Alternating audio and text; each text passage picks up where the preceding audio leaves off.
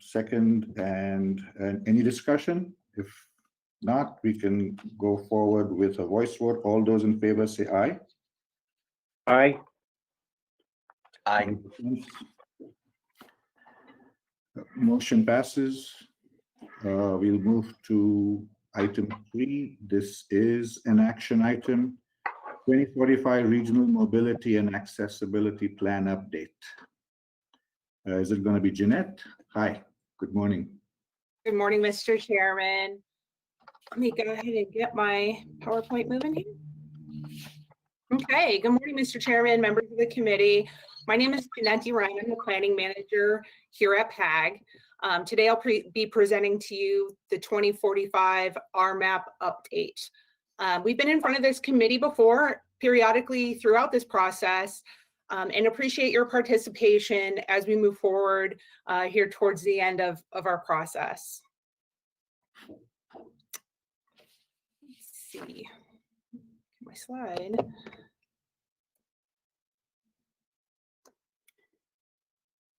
My slides don't want to go. Let's see here. Jeanette, go Yep. ahead and click on the slide and then try using your arrow. That's what I'm doing.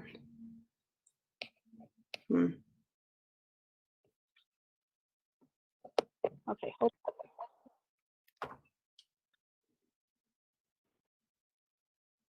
Okay, try it one more time. There you go. I'm clicking my arrow, Crystal. Doesn't want to go. There we go. Okay, here we are. Sorry about that. The development of the RMAP update began in early 2018, where we went through the project list from the 2016 plan and began refining it with our jurisdiction sponsors.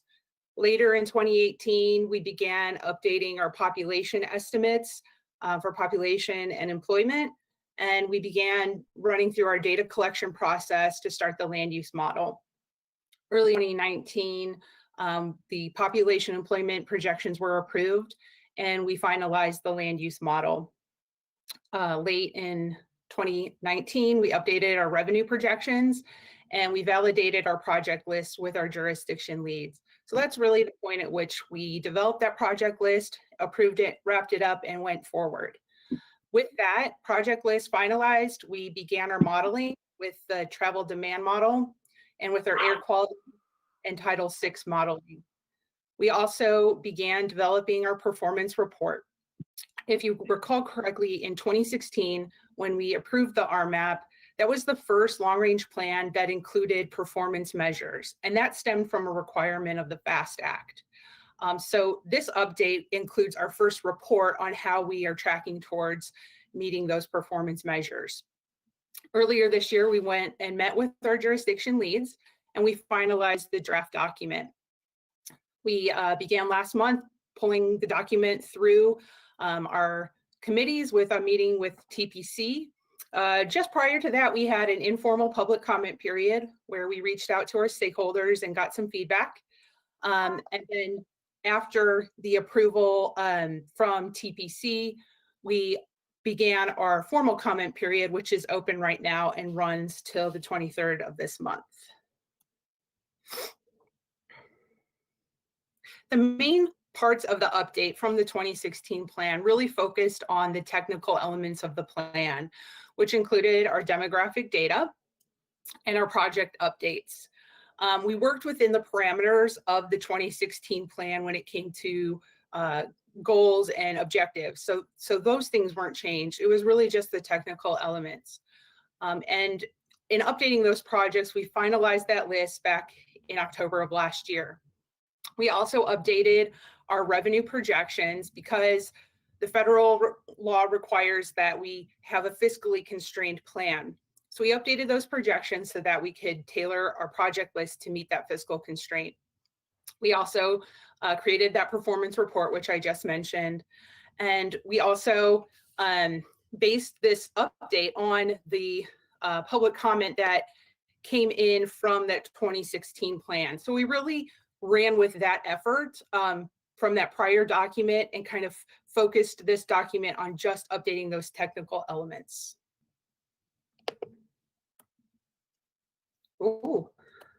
skipping. There we go. So to update our financial plan, there were some differences from the 2016 document. One being that the time frame for this plan is only 25 years versus the 30-year time frame of the last plan.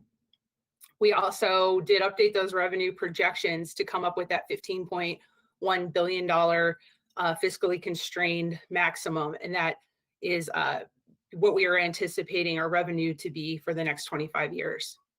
We also had higher per year averages in state resource money, so that obviously helped refine our project finance plan. There were some updated methodology for state and local projections, as well as some actual revenue streams that we were able to incorporate into that plan. So to update our project list, several efforts began. One was receiving updated cost estimates from our jurisdiction partners who had independently refined the costs of some of their existing projects. We also created the RMAP Project Explorer tool, which was used to standardize some inputs that would also help refine the project cost estimates. We also went through a process with our consultants at HDR to update the RTA project cost estimates. So that was all incorporated into this update. ADOT also had some changes to their project cost estimates. And we were also able to remove projects from the project list that had already been completed since the 2016 plan. There were very minimal changes to project priority. But we did take some of the programming money, and instead of having a programs category, we redistributed that between capacity and maintenance and modernization. We also took into consideration the review comments that we got from our jurisdiction partners, as well as incorporating the information that came out of the Long Range Regional Transit Plan, which came before this body earlier this year. So to summarize our project list, we did reach that fiscally constrained target at $15.1 billion. We were able to remove 19 completed projects, which substantially impacted our availability of funds to fund the next round of projects. There ended up being 193 projects on our in-plan list and 129 projects on our reserve list. With that, Mr. Chair, I'd be happy to answer any questions that you have. Jeanette, thank you. Yes. Any questions from the committee? I do have one just to educate myself. What's the horizon period or horizon year for this RMAP 25-year plan? Sure, Mr. Chairman, it is 2045. 2045. And the next question has to do with the revenue forecast, the 15.1 billion. So is that generally the equal to the cost of all the projects that are in? And how does HDR or how does staff generate revenue forecasts? Is it taken from each of those jurisdictions who have the projects?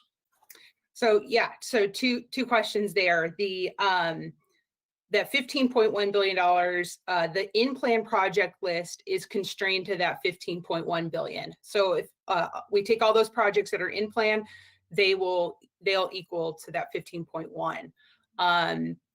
Those revenue streams were updated mainly in-house, where we took projections that we have for all of our different funding streams, and we went through a process to come up with a way to make sure that that 15.1 is a reasonable target, which is the expectation of the federal government, that yes, we come up with a number to fiscally constrain it to, but also that that is a reasonable expectation.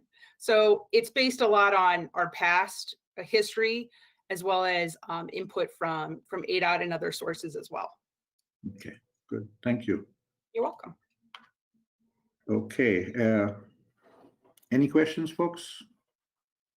Before we move to a motion to approve and recommend approval to the, I guess this goes to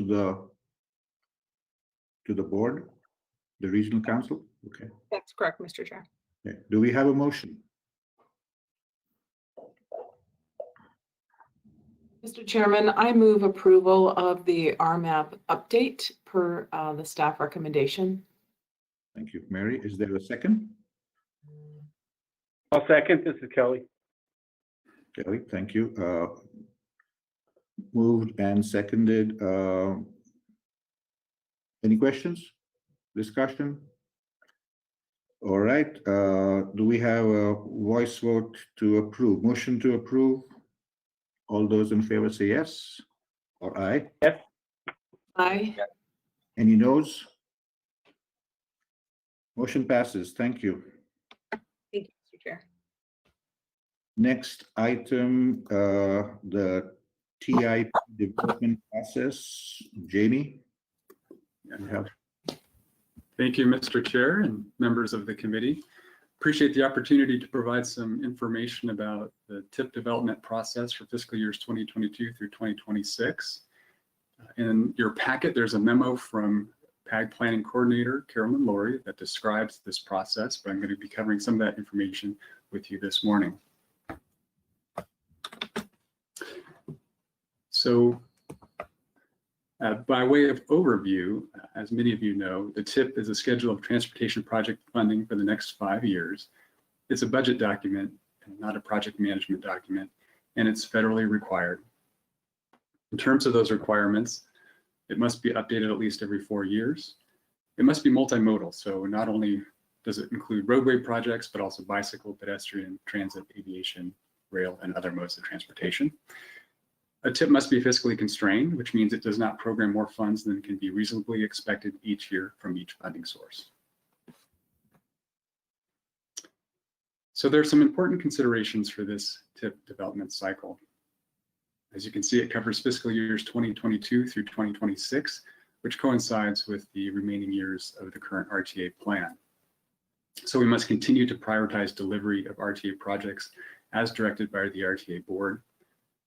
Thus, regional revenues for fiscal years 25 and 26 will be programmed in those years for delivery of the remaining voter-approved RTA projects.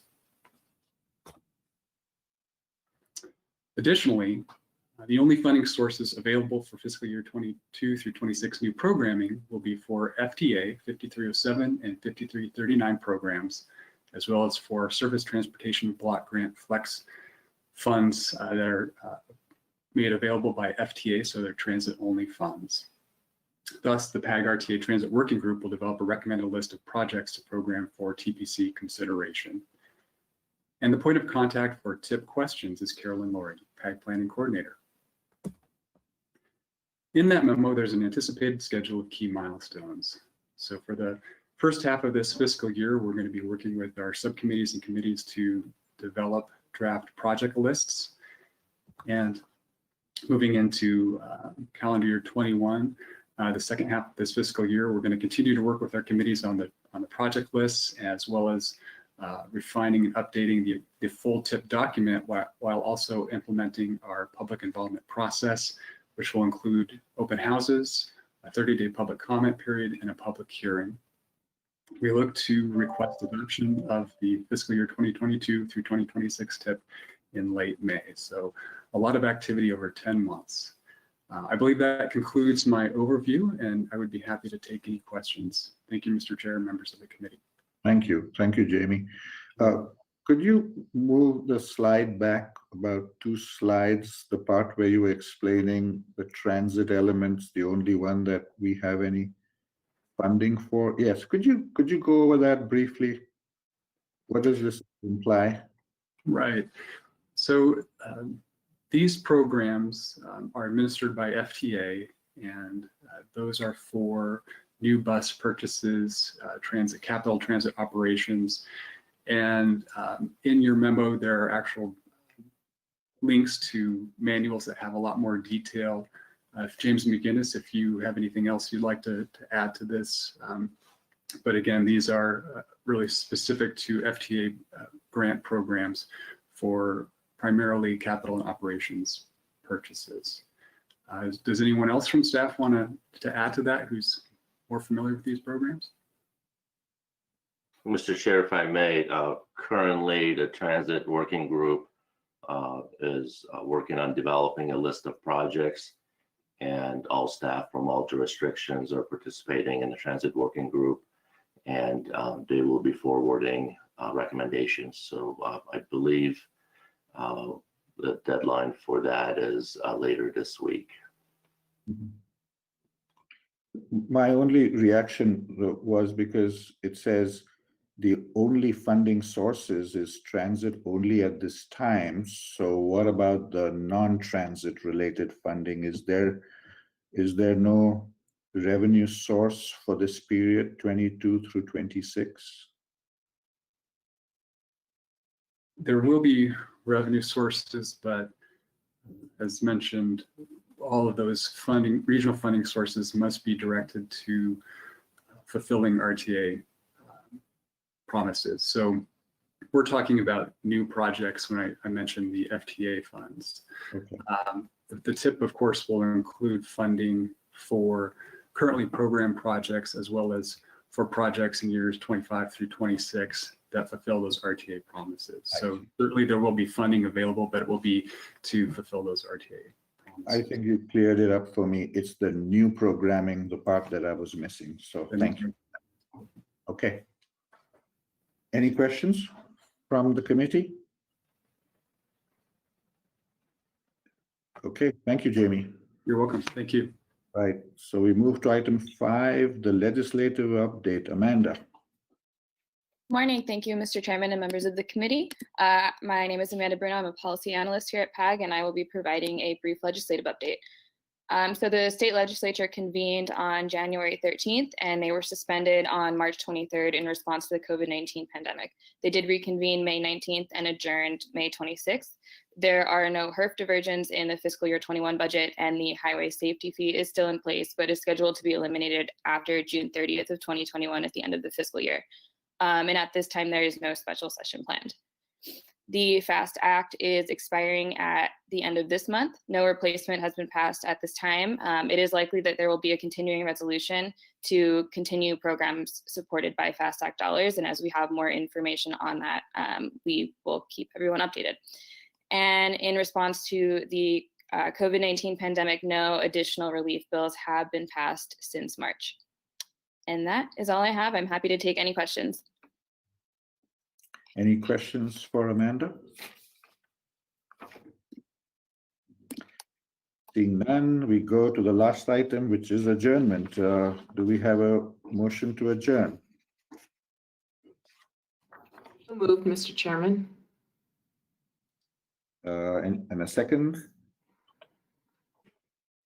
Second. All right, we got all those in favor to adjourn. Say aye. Aye. Aye. All right, folks, thank you very much.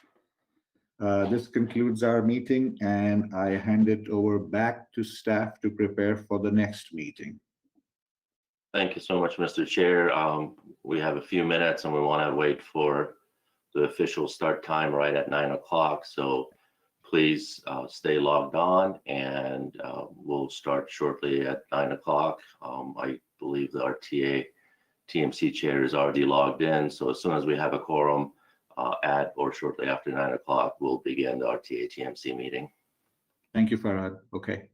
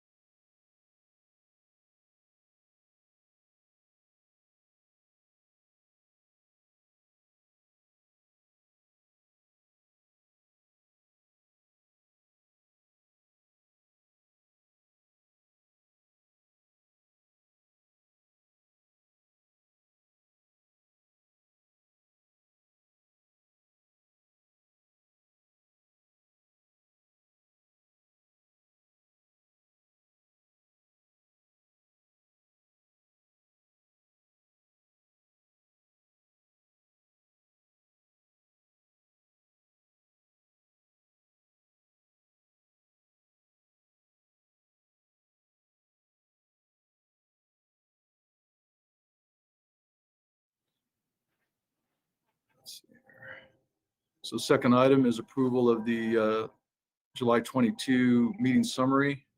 Is there any comments on the meeting summary? Hearing none, I would entertain a motion for approval. I'm sorry, was there a comment on that? Okay, hearing none, I'll entertain a motion for approval.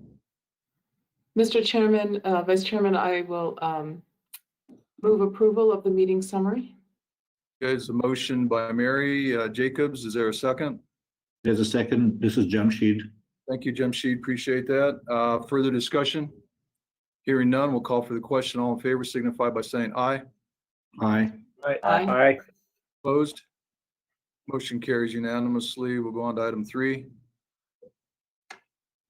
It's the RTA revenue update. Farhad, I'll turn it over to you or Jim DeGroot, I assume. I see Jim with his headset on there. So Jim, you're up. Okay, thank you, Mr. Chair, members of the RTA TMC. I'm going to give you a brief update on where we stand with revenue collections to date.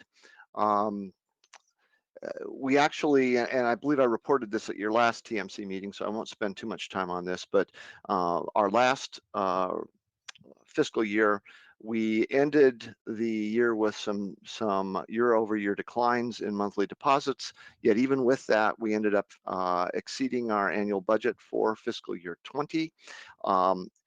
The budget had been based upon an earlier ELA forecast, which had us fairly set fairly low and conservatively. We did a new ELA update last year. And even the ELA estimate for last year, the updated ELA estimate, which was higher, we exceeded in fiscal 20. This shows the relationship between the deposits and the budget. And again, we finished, we had basically an $86 million budget. We finished with $89.2 million. So we're a little over 3.75% ahead of where we were. Moving on to this year, though, in May, we went to the RTA board and we recommended that the RTA board establish a more conservative still budget for this fiscal year, knowing the uncertainty in the economy with respect to the pandemic. And we recommended that the RTA fiscal 21 budget be 15% lower than the LR estimate for the year. Or $77.7 million. So that is what the RTA board approved, and we are now, or this reflects that budget, the $77.728 million, divided up monthly based upon the average proportion that we see on an annual basis over the history of the RTA. We've had some very favorable deposits. I can share with you that while the economy clearly declined as a result of the stay-at-home orders, as soon as the stay-at-home orders were lifted, we saw a very rapid rebound in the total volume of TPT collections. In fact, the TPT collections for the month of May, the month that we reopened, were in excess of what they had been for the same month the year prior. And the month of June also produced a lot of revenue at the sales tax point of collection.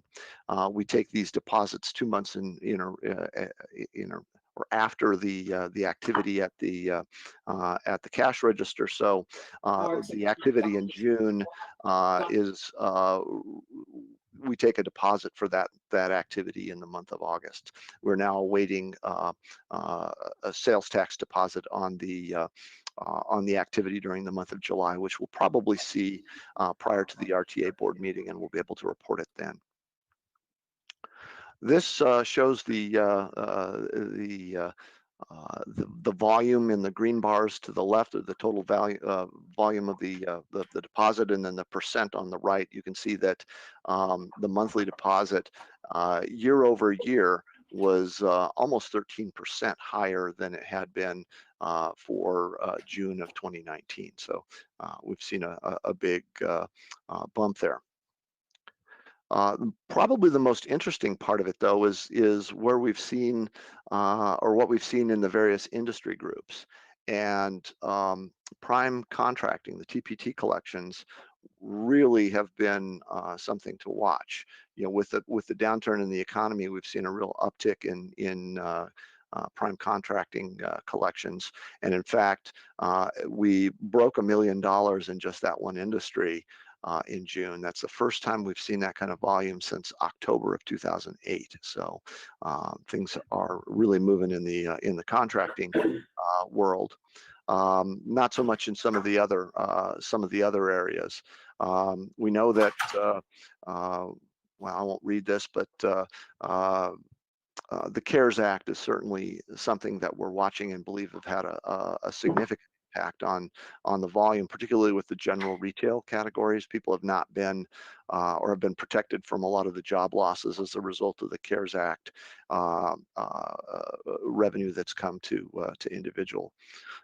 individuals. Finally, the one thing that we do know that is going to be significantly affected. Oh, there's the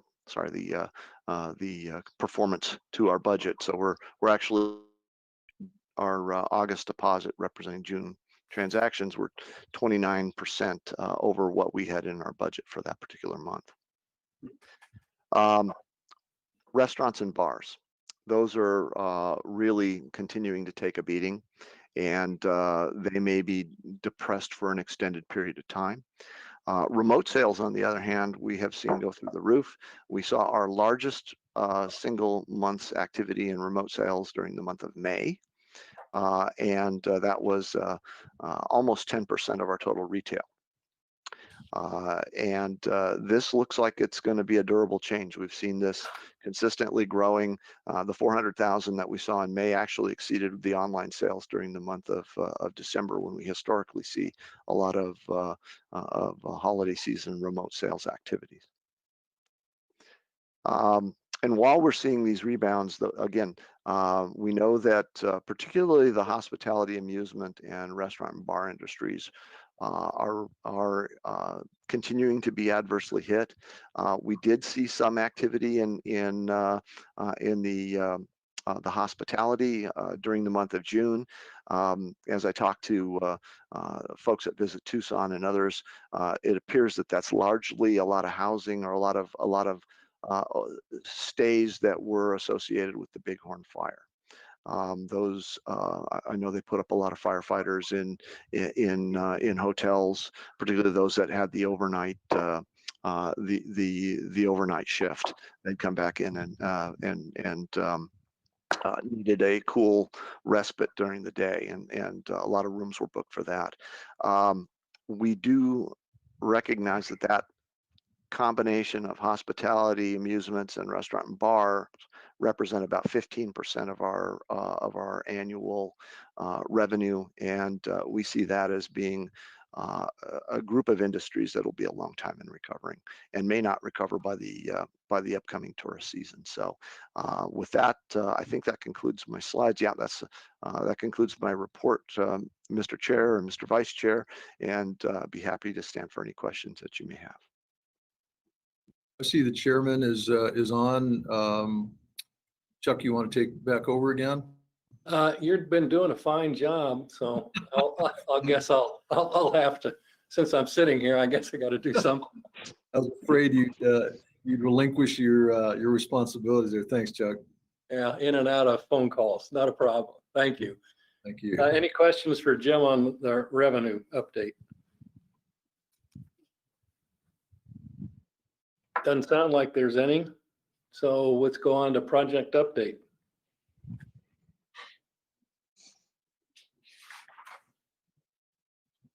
Mr. Chairman, members of the committee, thank you for having me today. My name is James Tao, and I'm a budget programming analyst for the RTA. I'll be providing the project update this morning.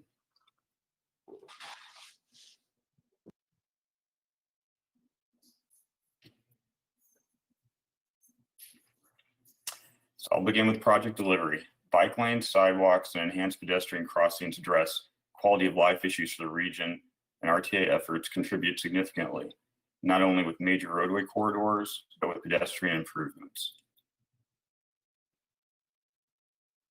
Broadway between Camino Seco and Houghton was completed in the spring and is currently in landscape establishment. This section now has a raised median with bike lanes, sidewalks, bus pullouts, and notable drainage improvements. Valencia between Ajo Way and Wade Road has reached substantial completion. This far western portion of Valencia is a fully functional, all-weather section of roadway with extensive drainage improvements, bike lanes, and sidewalks.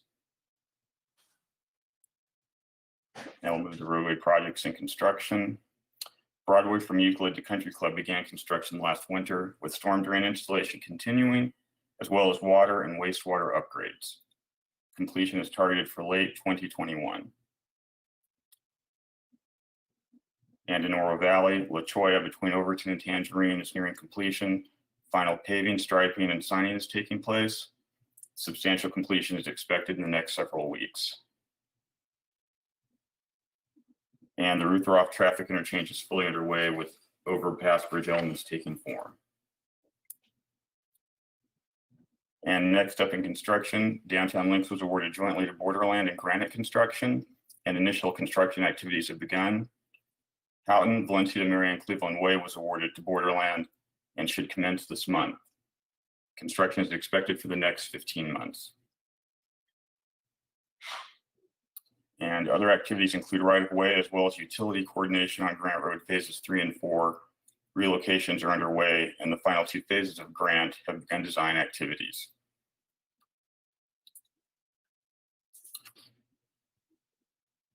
The railroad overpass or viaduct on 22nd Street continues to be under development, and on Silver Bell, right-of-way activities are underway, as is archaeology preparation. Field work is scheduled to begin this fall. The Union Pacific Railroad underpass at Grant is currently in development of a revised design concept with 6 lanes under the existing bridge structure. Pedestrian and bicycle traffic would be accommodated on a separate structure, which would span the railroad track and I-10. And finally, on Houghton, Irvington to 22nd, design is nearing completion and right-of-way activities will be initiated soon. Construction is still to be determined, pending right-of-way acquisition and utility relocation. So that concludes my update. I'd be happy to answer any questions. Any questions, committee?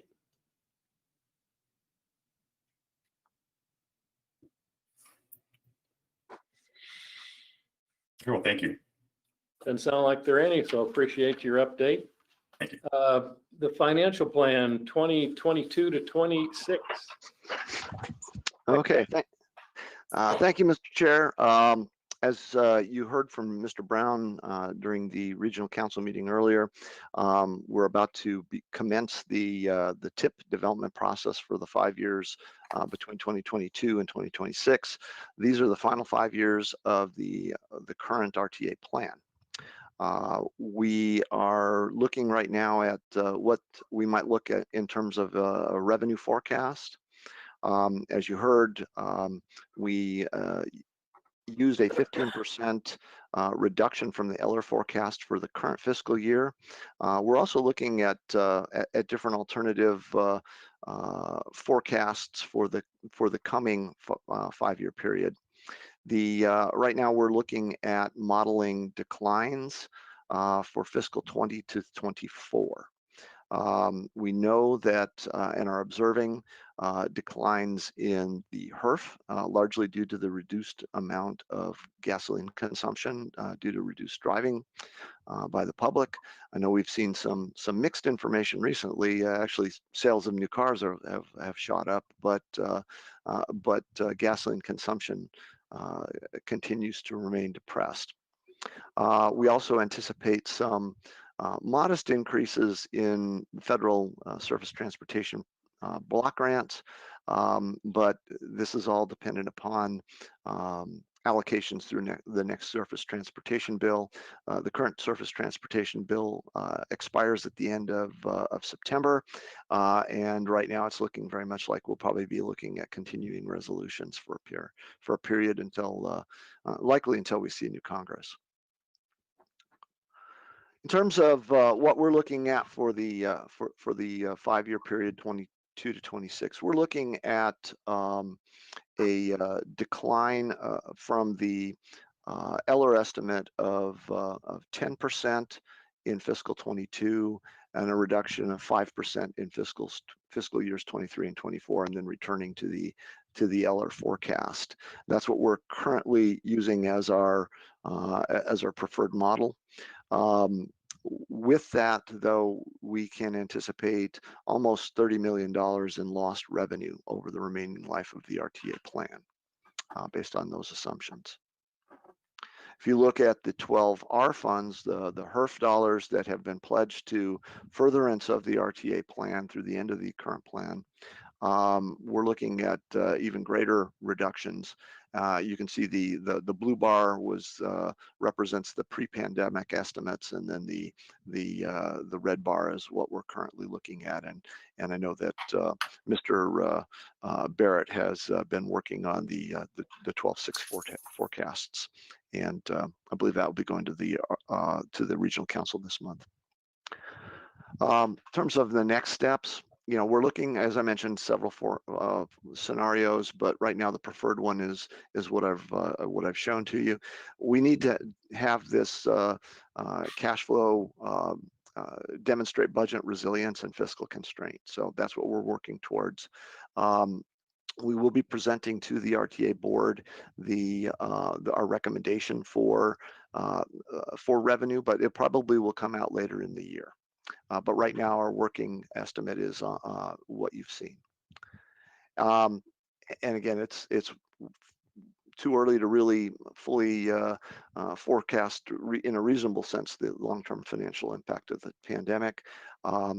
But as we go forward with developing our plan, which we have to bring before the regional council at the end of the fiscal year, we're going to be looking at preferring projects that are ready for construction, and we'll be discussing with the lead agencies over the coming month, how they see their projects moving forward. We will be having a TIP meeting on October 9th to discuss with everybody the TIP and work through these numbers. And we expect to do another revenue estimate either late in the year or early next year, depending upon what we're seeing in the economy. And with that, Mr. Chair, we'd be happy to answer any questions. Any questions for Jim with regard to the financial plan? Mr. Chairman, I do. Jim, could you go back to the projections? And it was one more. Okay. Yeah, that's it. Right. So your thought there is in the 22 year, a 10% drop, 23, 24, 5%. Correct. And then back to the Eller projections. What's your thought there, Jim, in terms of the overall shortfall? So that's the delta, right? That 30 million is the delta that, based on pre-pandemic to what you're projecting.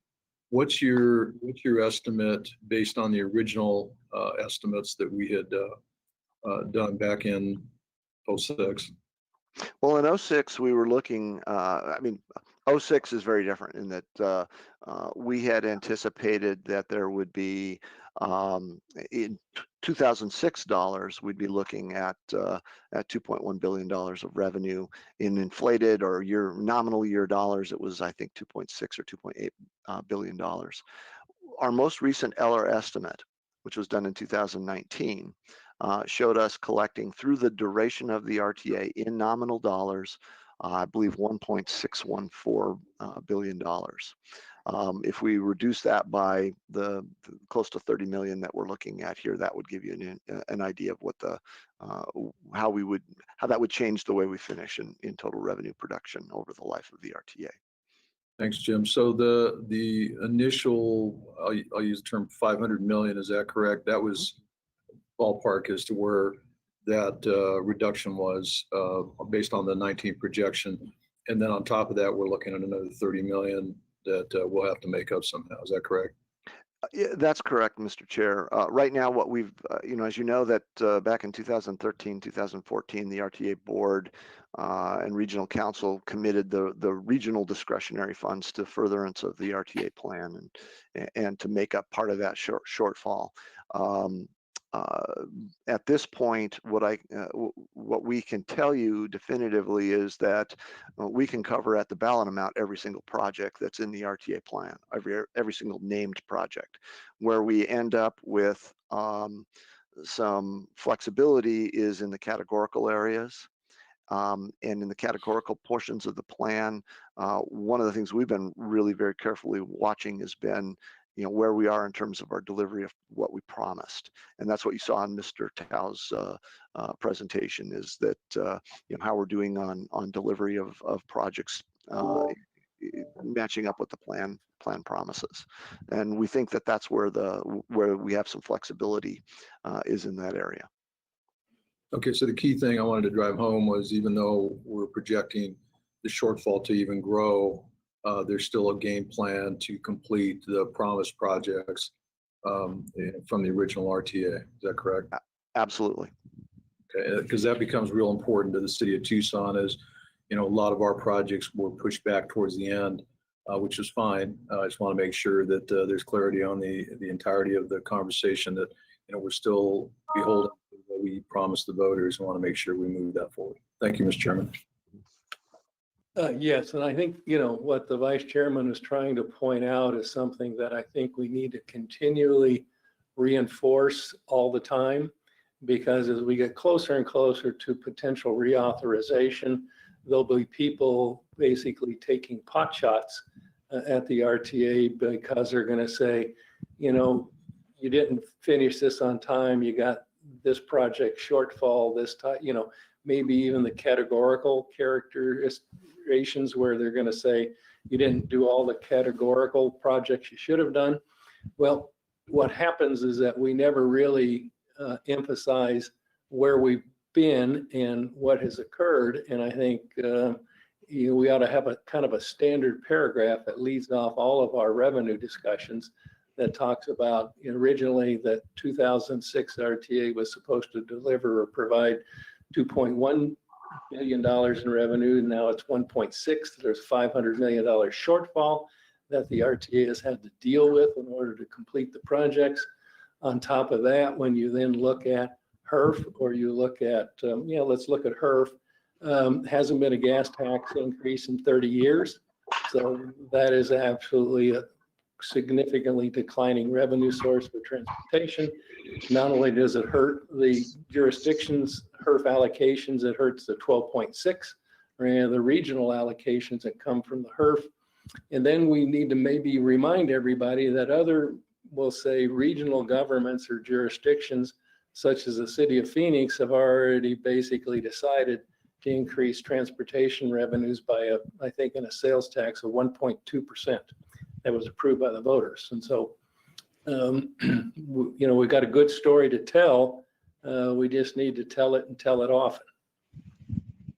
Thank you, Mr. Chairman. That's why you're the chairman, so you can articulately outline those thoughts. So thank you for doing that. All right, let's move on to corridor improvement projects.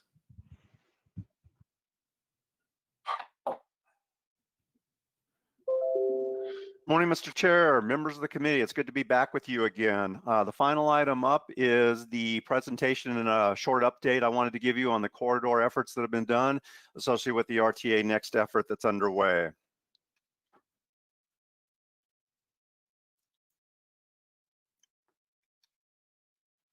So the first activity since our last meeting that I wanted to update you on have been the project refinements that have taken place. We followed up with the individual project sponsors. We shared the review and assessment information that we had shared with you at the July meeting. Since then, we've heard from them. They provided some comments, some feedback, and some revisions. primarily dealing with reductions or changes to the number of lanes. In some cases, they had been misrepresented or only partially counted. We've also identified potential projects that were better suited to categorical definitions, so we've been able to make those adjustments with them as well. We've also made some project adjustments on the termini or the in limits on that, so it'd be better reflective or more inclusive and provide a more logical connecting point. And lastly, there have been a couple suggested adjustments to the timing and the implementation period. So we've been able to work with the jurisdictions and the submitting sponsors to incorporate those as well.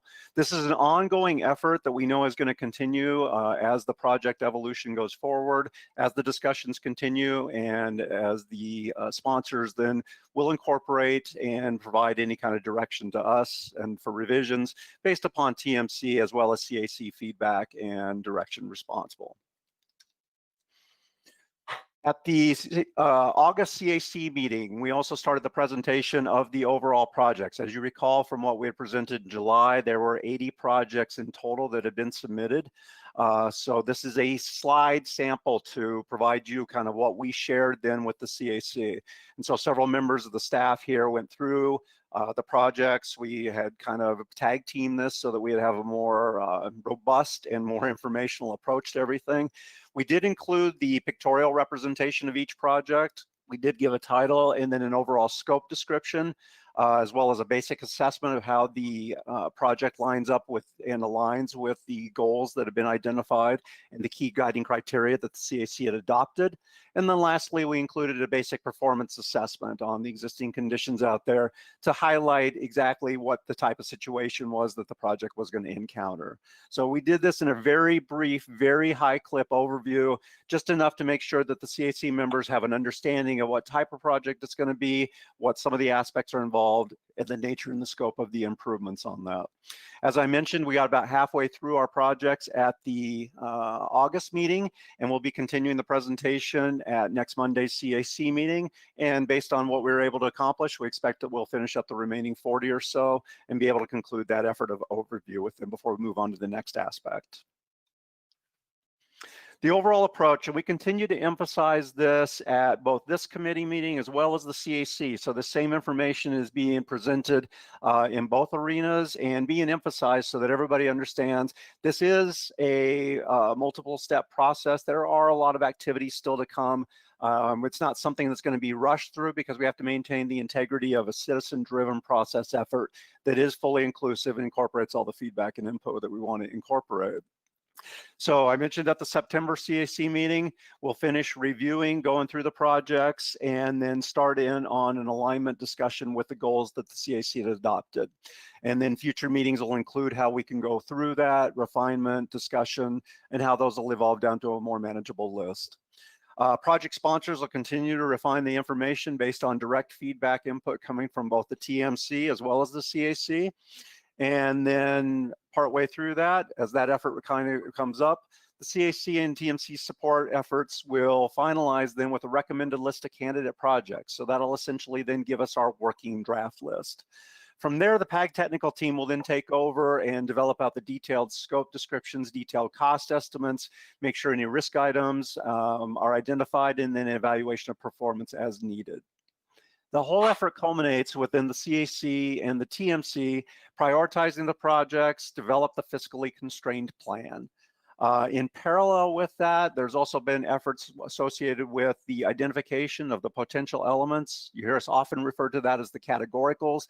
That's an ongoing activity, and the actual specific elements and the investment levels, that won't happen until we complete the named project efforts. So there'll be some overlap in there, but essentially the overall sequence is to make sure we get the roadway corridor elements identified first, then move on to the categorical. As always, we continue to emphasize that there is not a driven time frame for this. There's not specific deadlines that have been established or mandated at this point in time, so that it does include time to make sure we've got the proper understanding, the proper focus, the information is shared effectively and efficiently, and we're not rushing through anything that will leave us with any gaps or missing pieces. With that, Mr. Chair, members of the committee, I can answer any questions or go back on anything that if you have any extra information you'd like to hear about. Any questions for Rick? Mr. Chairman, Thank you, sir. I believe that the city of Tucson has not submitted a final list of projects as of yet. Just to refresh everyone's memory, we did send a note to the CAC letting them know that we would not have our list until our Move Tucson effort was complete. I'm expecting that will happen in November.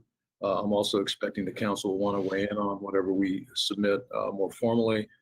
So I'm just kind of forewarning you that that will be coming here in the not too distant future, but I wanted to make sure you knew that the lack of projects, if you will certainly go through that process and make sure that we get what we need in front of you in the not too distant future. That's all, Mr. Chairman.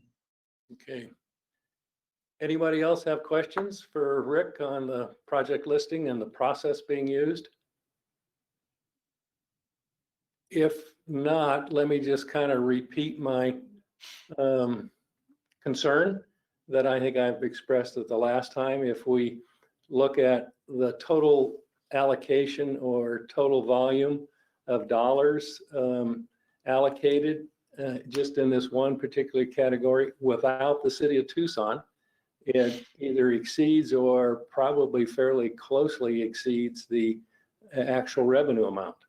And so I think we need to, and I'll continue, and I understand we're talking a half cent, we're talking a CAC, but I continue to talk about the need to expand the potential half cent to 1 cent as authorized by law.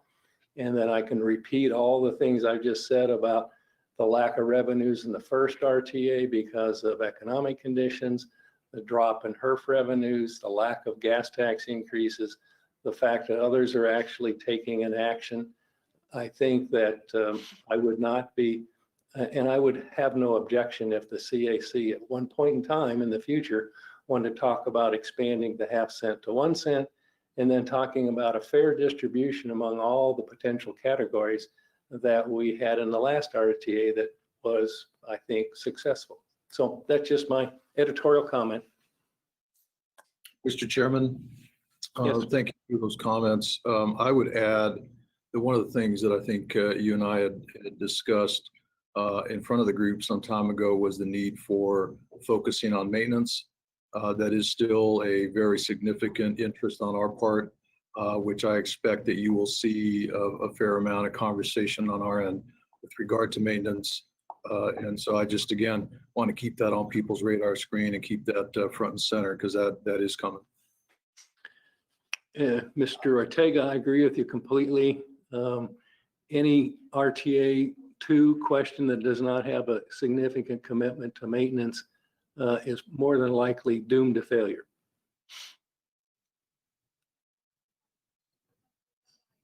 Okay.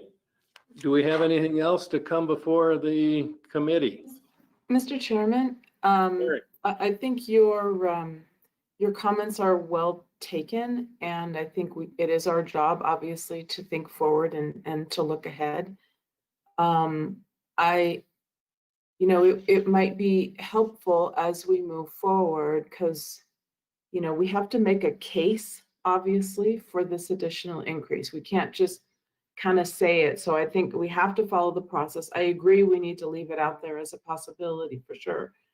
But we have to demonstrate that the needs of the community, in other words, it has to be their needs, right? Their needs are demonstrating we don't have enough money to do that. But I wonder if it might be worthwhile at the appropriate time to get some formal polling on this to determine maybe what some of our hot buttons are going to be. A lot of governments do that in order to assess, success of future bonds and, that kind of thing. I'm not saying now is that right time. COVID is not the right time, but I just kind of lay that out, maybe like you said, something to think about, something to chew on for the future, that perhaps down the road, as we begin to make that business case, that we can craft the right approach that hits those buttons for our community. So thank you for letting me speak. Mary, I think, you're right on point because I think if you look back at time when we did the first RTA, there were a lot of surveys that came out of the RTA to, transportation surveys, how would they like to pay for transportation? And so those all were very helpful, and what would they like to pay for? And I think if you look at the aggregate, it turns out to be fairly balanced, in that they're balanced in mode and they're balanced in, how to pay for it. Typically, they've taken, in most cases, the easiest way out to pay, which is the locally approved tax. And the only locally approved tax is the sales tax. And so you get by default pushed into that corner, since the state hasn't done anything with regard to funding transportation with statewide basis. So, Amen. But as you know, information from our community is from the community as a whole. What I'm suggesting at the appropriate time is that we get polling information about the voters, because sometimes those are not the same people who provide us with that information. And so it's, we got to know where our blind spots are before we head down and craft, that right thing. So I agree with you, Mr. Chairman, you are absolutely correct. That provides us with a great foundation, and at the right time, going that extra mile, I think could be very valuable to this group and to our, our leadership group as well. Thank you, and I agree. Okay, any other items to come before the committee? If not, the meeting is adjourned. Thank you all. Thank you, Mr. Chairman.